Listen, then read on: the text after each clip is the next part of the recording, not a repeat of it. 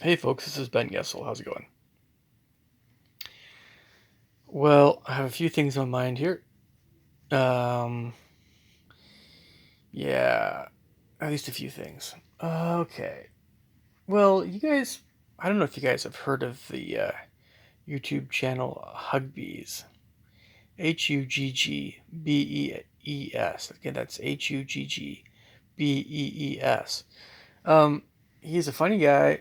He's kind of well, yeah, I think I might have mentioned it before in some other video I've made. But he definitely is.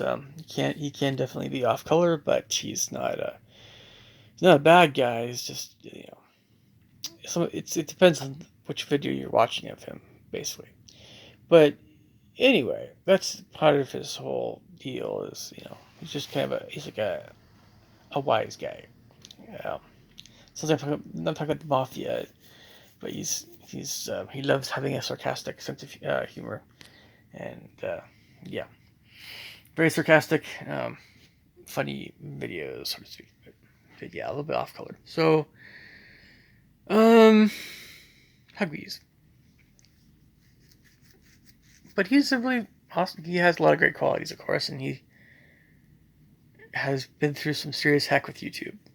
And I watched all of his YouTube AdSense issue videos just now, and I have a few thoughts. I have another another train of thought that's a little different than this one that I'll be making probably a different video about here in a second. But I've mentioned before that uh, YouTube is really messed up, and it is. Um, First off, I, I I have no clue who's going to be watching my videos. I have to read every single comment to have it approved or not. Some comments, there are minority comments that are so distasteful as to not even they shouldn't have even shown up in the first place. That's a small percentage, though, a very small percentage of comments really that like that. But there's nobody that's saying, "Hey, you know, let's help you out here. Let's show you how this all works. The whole system." Right? No, no, no. You have to watch video after video of people that say they know how to do everything, and you have to sift through it all rather than it coming right from the source of the source of the source, which should be YouTube company. You'd think that this is a video sharing website. You'd think that they would have some interest in helping their website have content that is more whatever higher quality, right? All content, making it so clear as far as their policies that no content ever violates their whatever policies, community policies. But no, I mean, they seem to love, or they're okay with, the vast majority of us having no clue what we're doing here, and just being a big zoo for most people. It's kind of a so a lot of people will just watch whatever videos they want to watch, make whatever videos they want to make, and you know, I don't I don't since I've never really gotten any feedback from YouTube about anything whatsoever, any real feedback, not really. Um, I just kind of apathetic about it. Otherwise, I could be as irate as possible. I mean, I was listening to all of Hugbee's stuff that he went through, and it was absolutely just.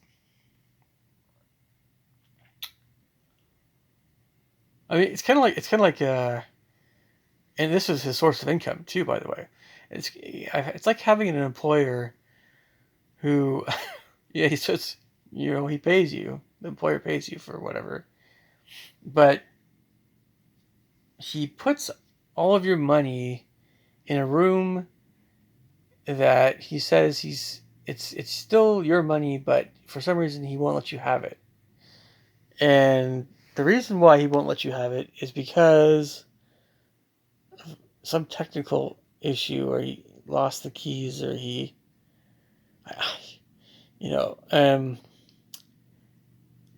But the thing is that the place that he kept the money, maybe it moved to a different location, and then the say he gave you an erroneous phone number to call, and whatever, there's some kind of lack of communication, right? And because you didn't make a ton of money on YouTube, or you didn't make a ton of money in this other company that functions like YouTube, that they just didn't care that much to help you out with this stuff. It's just, what kind of crap is this? Like, anyway. So I just was like, I was listening to this stuff, and I was like, this is why I've done what I've done on YouTube up till now. I just don't even bother with all this crap. It's too much nonsense to have to go through. I don't even bother with it being monetized, period. There's a lot of things I haven't done. I definitely haven't put my best stuff on YouTube. Because I don't know if it's going to get yanked off, if I'm going to putting all my stuff out there and having it copied all over the place. I don't know. I just don't know how YouTube will treat my content.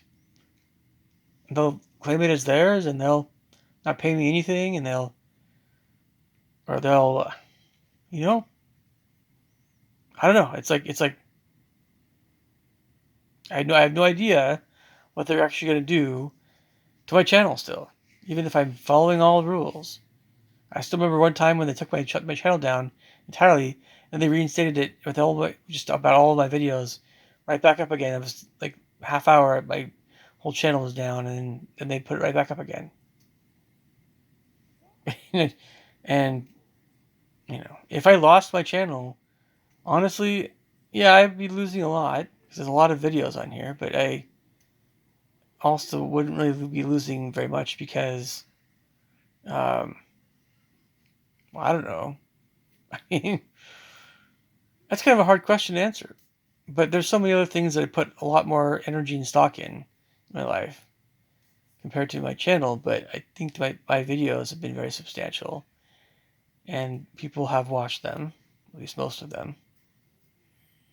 And I think it's highly unlikely for YouTube to ever take down my channel, unless the whole website crashes, period.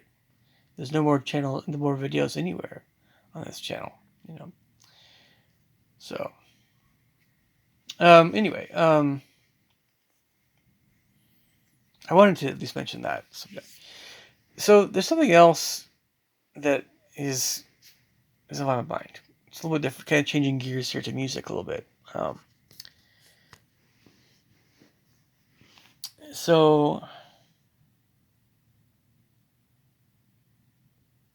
something about improving in music usually involves something along the following lines: repetition. But the question is, what kind of repetition are we talking about with regard to, say, practicing, right? Well,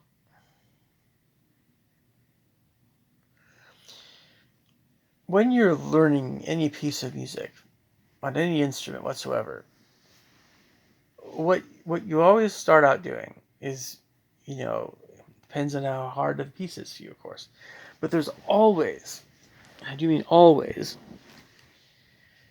a first time through reading something. And then before you play it second time, you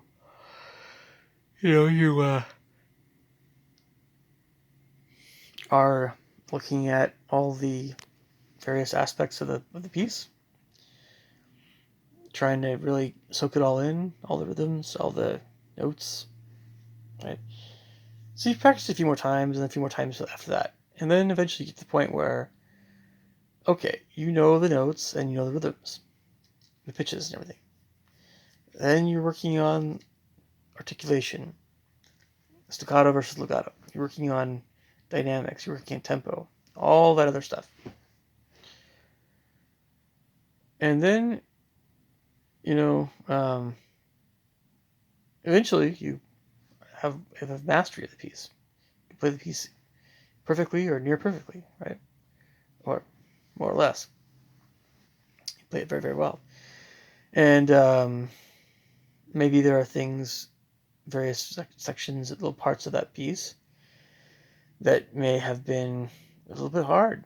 Some things about the piece may be particularly hard, but it kind of varies from person to person what they might excel in and what might be tough for them.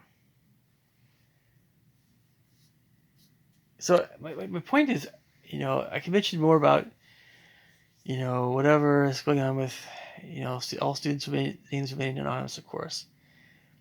But I can mention more about, well, I should mention this at this point. This whole process of learning music, especially the repetition part of it, is often not especially enjoyable unless you really enjoy, listening to music, working on music. The more you like it, the more you like a piece. Really, really love a piece, the more that you'll want to play it over and over again to get better at it. But it's kind of hmm.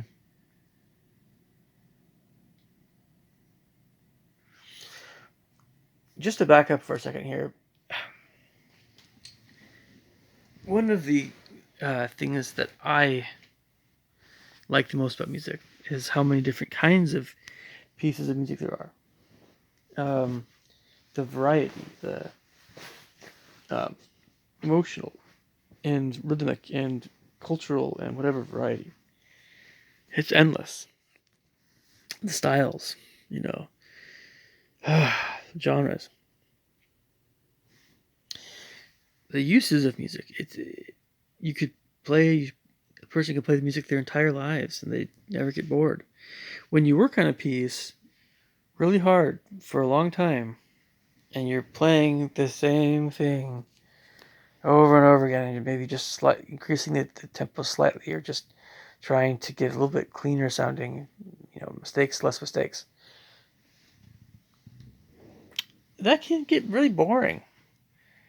And it's one of the primary reasons why a lot of people don't get a little farther in music. But it's when you're in this repetition, practicing, the repetitive aspect of practicing, you can start to tune yourself out and not really listen as intently to what you're doing. Because you're what? You're bored. You're bored. And then you try to build the discipline to listen to yourself more intently when you're still just flat out bored emotionally on some level. But if you're not bored, if you really do enjoy what you're doing, or you're very present emotionally and mentally in it, so you're going to practice harder, you're going to listen to yourself more, you're going to, This thing I mentioned, this boredom, or and it's also kind of this idea of every technical challenge in any instrument has a solution. We just need to know what that solution is and use it to, work really hard at using it. Well, I'm not going to say no to that. It's just that, and there may be more than one solution, so to speak, but they might be very related. It might be if there's more than one solution, the two solutions or the three solutions might be very, very almost the same solution, or it might be just a slight variation or something. I don't know, but it's kind of like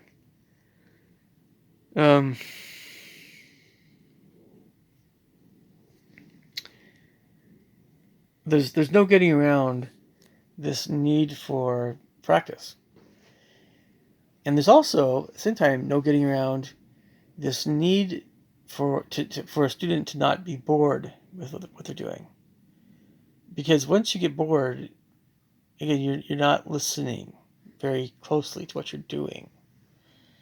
So you're probably not going to be as effective in terms of your practicing. Sometimes,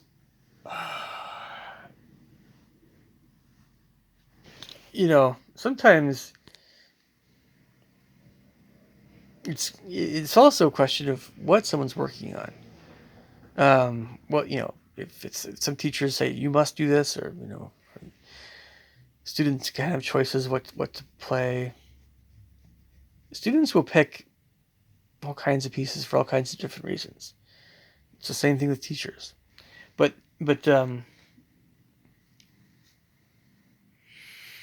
again, I feel like there's something else I was going to mention, but I can't figure out what it was. It was kind of like if a student is just bored to tears regarding a certain piece of music, or they're just in a certain funk, or there's a certain mental pattern that they're falling into, or they're beating themselves up, or it's not a healthy mental pattern, or or some kind of practice routine. The practice routine is not. It's making a person miserable overall.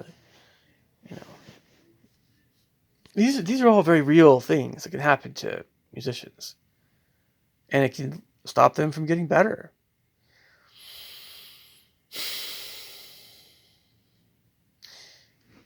It's important to know when to put a piece down and when to keep going working on it, I think.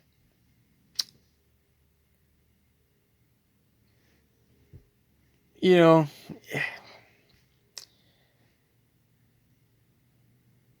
it's just complex, but it's like the general idea for music lessons is to what? Is to gradually get better, right? It's to make progress, sometimes rather quickly.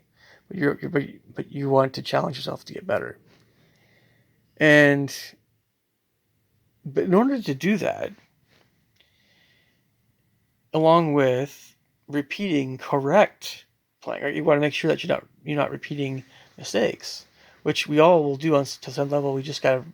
That's why we have to be aware of what we're doing, recognize when we made a mistake, and so the next time we play it through, we play it accurately, play it correctly. And that's why we also want to go slow enough so we're able to catch that stuff before you know. This whole process, all this stuff, requires a lot of mental focus and energy. It requires a lot of patience. And if some people have certain skills in certain areas of music that help them to play better or whatever, awesome. But a lot of times we have to work very hard for the progress we make. You could have.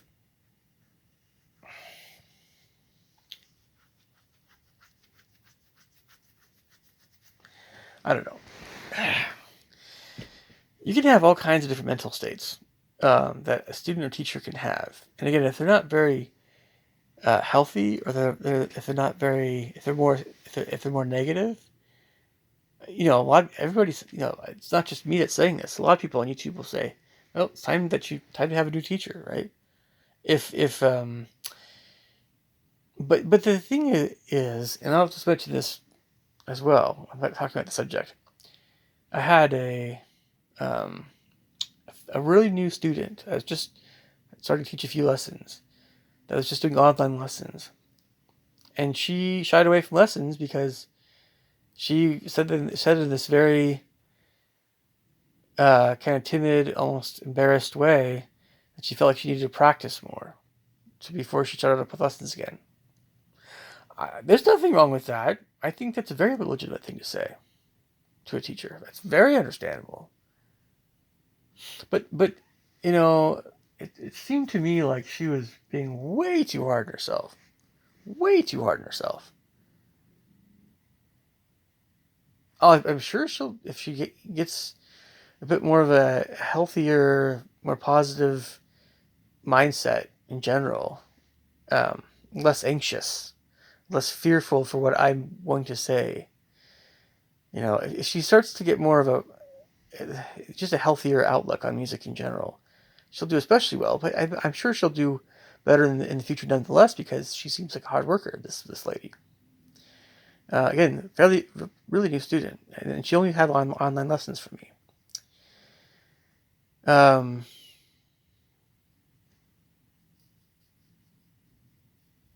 but she decided not to continue with lessons. This woman, and I thought, I thought there was some anxiety going on there. I thought there was some. No, I don't know. I just had a funny feeling about this lessons. Like that's not. There was something that she wasn't telling me, and what she wasn't telling me was probably to a certain extent it was all her self-talk. It's all a lot of the I'm not good enough, or I made this mistake. I didn't do so well. I could do this better. I don't know what kind of teachers she had before me. Sometimes when some personalities, some teachers can be especially intense, or say certain things or act certain ways to students, it can really have a negative impact on students. It's some more than others. And so, it's true that you do want to be. Again, I talked to another lady from from a culture that they tend to have more, like some other countries, and we'll just say Eurasia. So certain nations, certain cultures that seem to value being tough on students a bit more. Well, that's not a big. It's not a bad thing, so long as there's a point at which a student will be traumatized or whatever. But so it's kind of like, well, so where is that point? Well, teachers don't often know where that point is. And, they're used to just being really tough on everybody. You can blame the teacher, but then again, you can't. It's a hard thing, right? This is an emotional arena. This is a psychological arena. This is a mental health arena. Many musicians are very emotionally abused, even if they're extraordinary performers. It's just because this goes on. There's an aspect to all this that is not very enjoyable at all. It's grueling, to be honest. Working on some pieces more than other pieces, for sure. And it happens, and there's a lot of ways that we can cope with, as musicians, we can try to cope with this whole thing. And honestly, one of the best things that you can say to yourself is, well, I'm giving it my best, and when you are, you're giving it your all, and then you just, when you're done with practicing, you let yourself do something very therapeutic, and come back to some kind of sense of normalcy in your mind, and then maybe you go at it again next day, at some point, and you try to have positive self-talk, because on some level it's not. Some teachers are going to be a little bit more intense, but it's going to happen. Some pieces won't be that way. Some pieces you won't have to suffer as much. And honestly, like it's if a person's very really really pushing themselves, playing pieces that they couldn't play as well when they're younger or less skilled. Oh, it's gonna be hard. It's just gonna be sometimes miserable, absolutely miserable, and you're gonna get frustrated, and you're gonna be maybe upset with your teacher, or whatever. But the teacher, of course, as long as they are being a good teacher and ethical, and they're not saying they're not name calling, or they're not putting down their students, right? They're not saying anything that's abusive. Then the teacher's just great. The teacher's doing the best they can.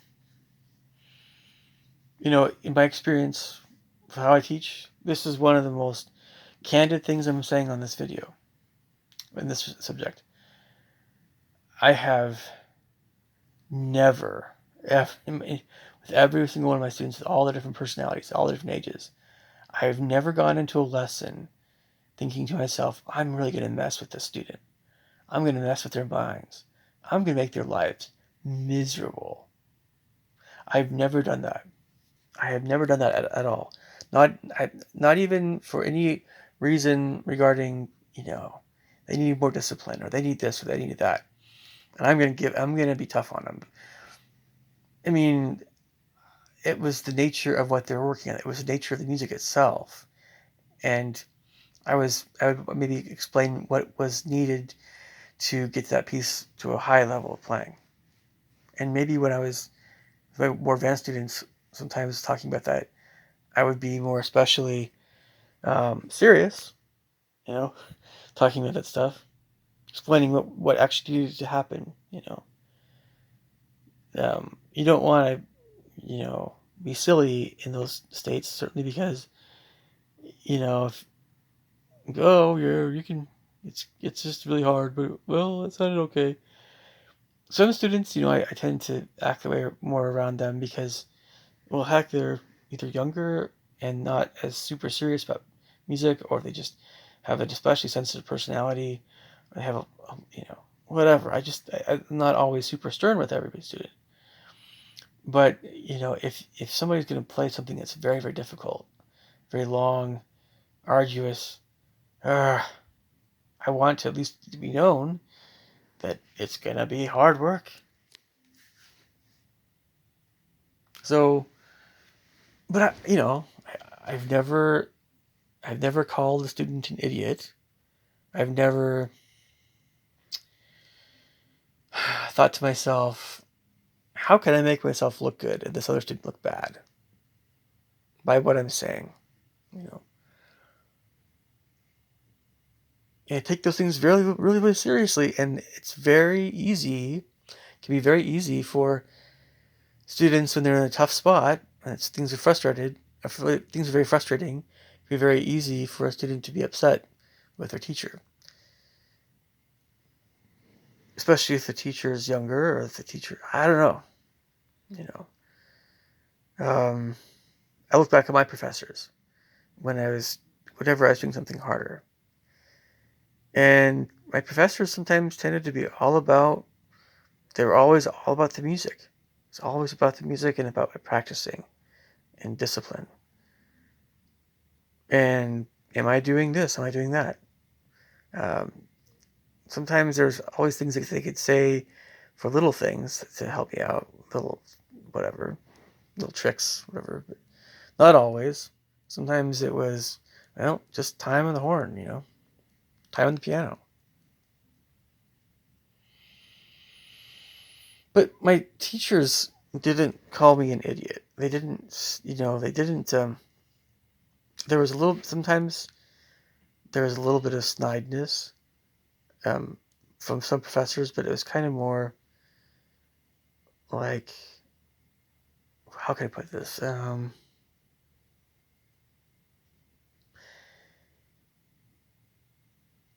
From the most snide comments I ever had from any professor, even composition, horn, whoever.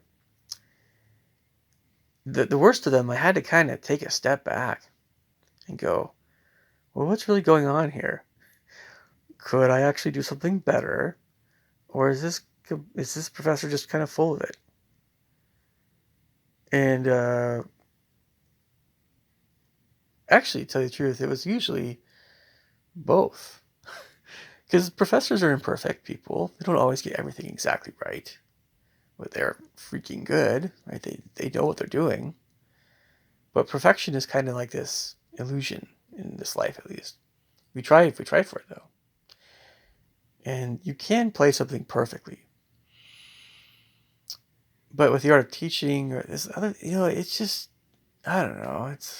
Anyway, I mean, I'm sorry, folks. It's hard to follow one train of thought here, but it's just that,